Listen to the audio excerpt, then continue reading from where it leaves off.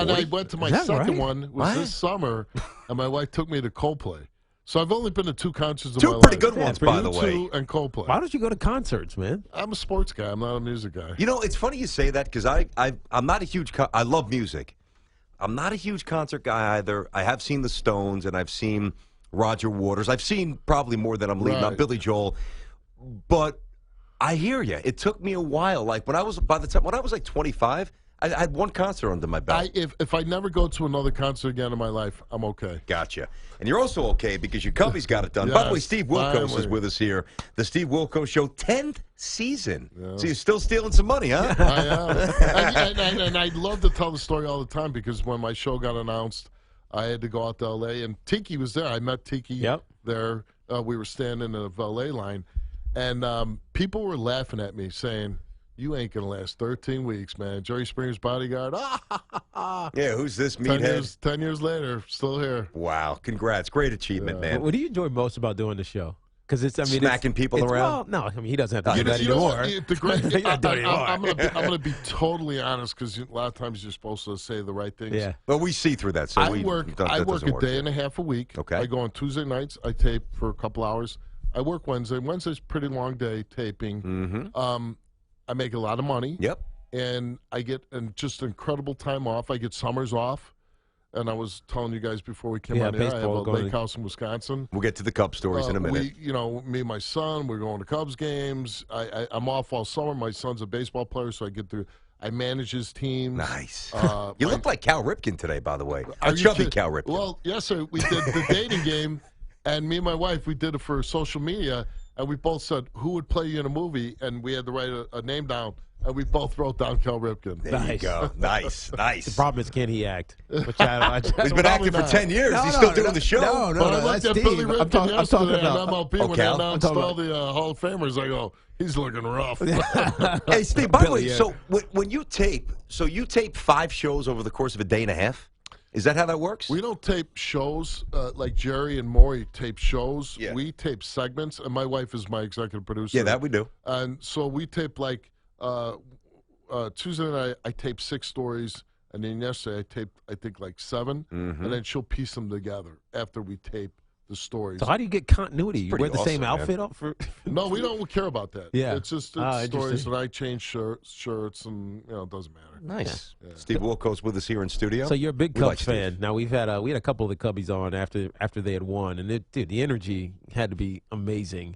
You know what? For fans, it had to be amazing. I'm 52 years old. I grew up right down the street from Wrigley Field. I used to flip up the seats and all that. And the first day I had my show, my wife got me cufflinks from seats from Wrigley, and she said, you came a long way from flipping seats to being a talk show host. By the way, that's a woman who gets you. That's great right there. Very good symbolism. Exactly. Good stuff. But it was kind of surreal for me to actually see the Cubs winning. And I said, listen, and I love, and this is a great team. I met Anthony Rizzo, and I met a lot of these guys in spring training because I threw out the first pitch. Really nice guys. Joe Madden, great guy. Mm-hmm. But it's not as special if it would have happened as a kid. And I'm really happy for my son because my son's a Cubs fan. He's 11 years old.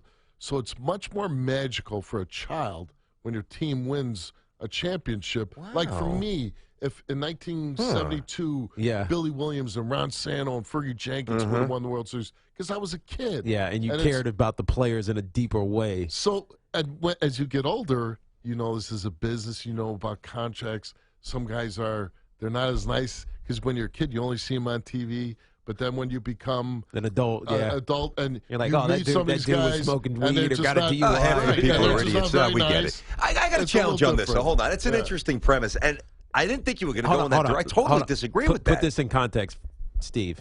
BT is a long-suffering Jet fan. And Knicks. Neither team has won, and I mean, I'm a real fan. So his response, if his team had won, would be significantly different than yours. Yeah, I'm surprised you said, listen, you can't replicate the magic of youth. We all know that here, okay? But to me, it's almost like a badge of honor, and I think at least for me, there's a deeper appreciation if you go decades of failure. And it's finally exercised. Wow. I was racing from the studio. I remember it was game 2 in Cleveland, and Hunter Wendelstedt, the umpire, got me tickets to the Cleveland game. This guy. I'm telling you. Well, he's a friend of mine. You got to know everybody. And of course, I don't want to pay thousands of dollars to go to a baseball game. I want to pay face value. So I'm racing out of the studio, and I'm running through JFK, to make the flight to Cleveland. So, yeah, I was super excited, and I'm saying I waited my whole life for this. But would it have been more special when I was a kid? Yes. Wow. And if you would see the joy on my son's face, but like Tiki says, when you get older and this is a business. Yeah. And guys, they're not playing for pure joy. It's about the money most of that part I get for sure, no doubt. So, yeah, the Cubs are the so closest. It's a little different. The Cubs are the closest one though, because all those kids. They're all kids. Yes. They're all young. And like I said, in 2003, and at the time I was living in Chicago, and in 2003, that was kind of a hard team to cheer for because you had Sammy Sosa, who was just a bad guy, and you had like Moises. Bad in what way? Well, it was about him. Yeah. So selfish, not a bad person. I'm not saying any of these guys are bad, but it just was.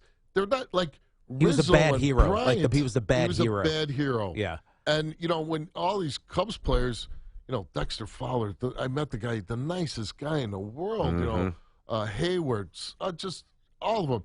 Schwarber. All these we've guys had on just Schwarbs. He's the best. Super nice guys. And I remember that 03 team, even at the time, the Springer Show was hugely popular.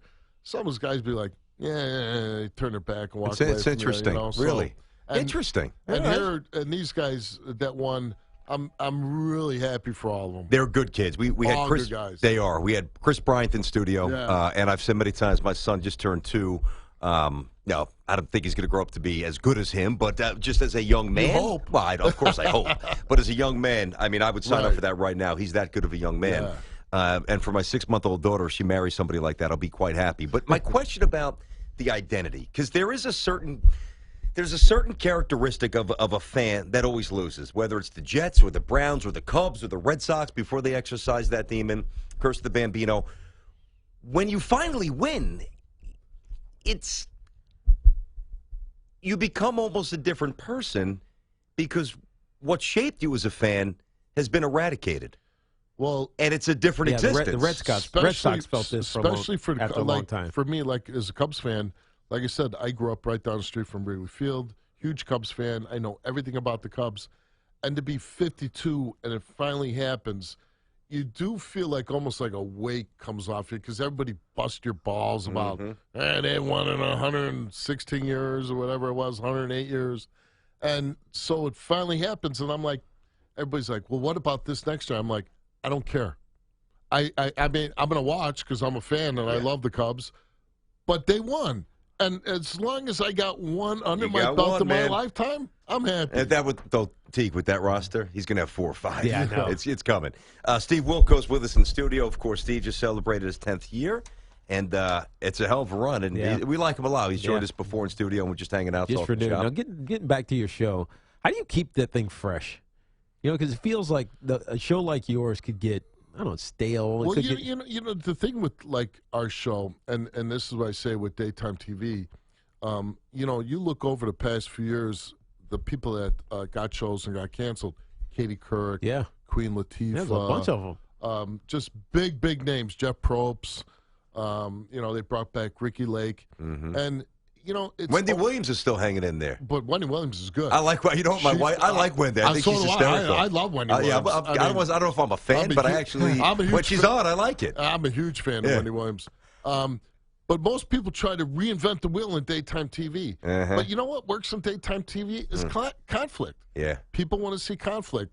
And like you say, how do we keep it fresh? You don't have to. Yeah. You just bring in, the stories are real enough. You can't even make it up. The people change every show, so that's what's different. A lot of knuckleheads to keep rolling into the studio. I'm the one, thing that's always going to be there, but the stories are so crazy. And we did a show, and it was just a stupid cheating story. But the way these people talked and shared the most intimate things in their lives, I was laughing so hard. I was like, oh, my God, this is the craziest show I've ever done. And I've been out for 10 years. Yeah. So for me to say that. Yeah, you've had some crazy moments. Get serious for a moment without getting political, sure. Divulging political. But I hear you. New president's coming in. Yep. Your dad's a retired cop like mine. Detective or cop? My dad was a police officer. military, like Similar military. backgrounds. Same thing. Okay. I grew up to be my dad, except I got a talk show.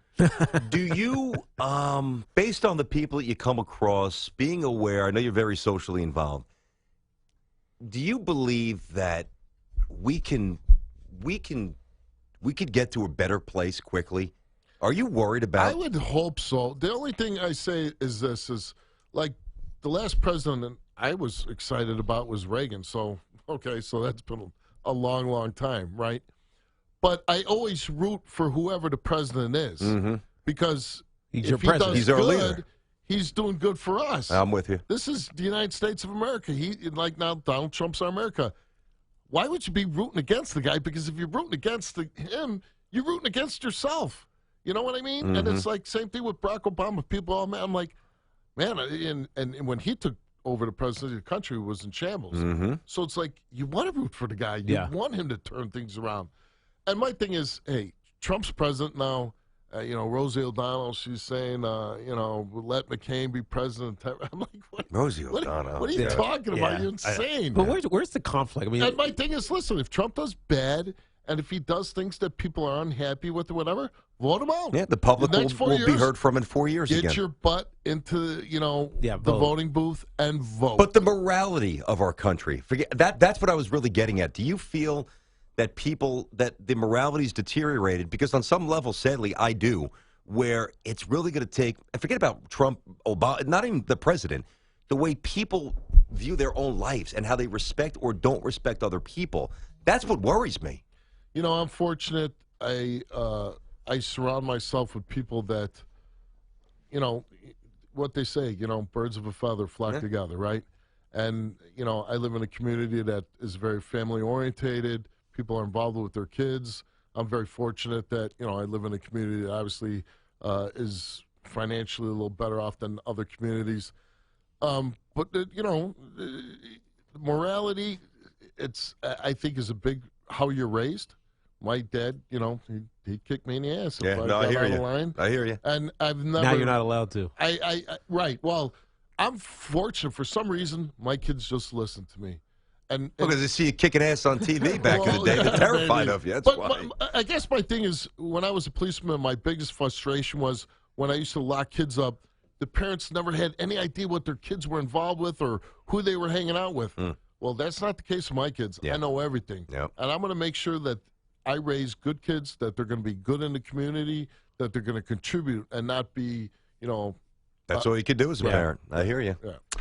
Steve, we'll let you. I want to save this for our audience as well. The growth and kind of references before, as a lot of the shows have died off. But between Rachel Ray and The Real, you're one of only 3 syndicated talk shows with total viewer growth year to year, and that should be illuminated. Nice job on that.